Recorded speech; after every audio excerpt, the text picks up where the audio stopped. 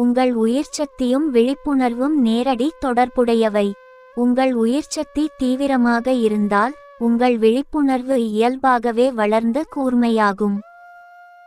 அதிகாரம் உண்மை ஆயிடுச்சுன்னா அது சரியான முறை இல்லை. உண்மை உங்கள் வாழ்க்கையில் அதிகாரமாக இருக்கணும். உண்மை மட்டும்தான் அதிகாரமாக இருக்கணும்.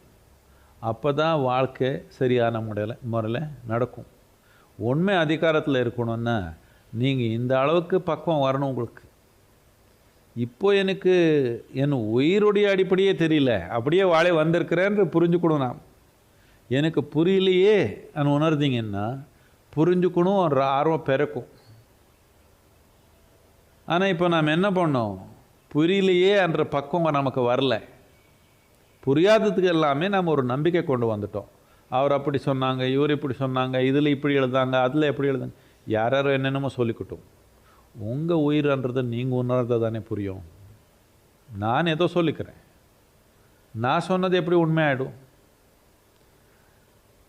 சத்குரு யாருன்னு தெரியலன்னா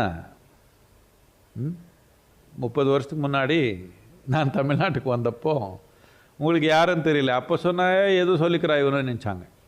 இப்போ கொஞ்சம் ஃபேமஸ் ஆகிட்டேன். ஓ, இப்போ இவர் சொன்னதெல்லாம் உண்மைன்னு ஆயிடுச்சு. இப்படி வேலை பண்ணாத உண்மை. உண்மைன்றது உணர்ந்த மட்டும்தான் உண்மை. சத்குரு சொல்கிறாங்க, கவனித்து பார்க்கலாம், தேடி பார்க்கலாம் என்ற உணர்வு வந்தால் நல்லது. அவர் சொன்னதான் உண்மைன்னு நினச்சா பிரயோஜனம் இல்லை.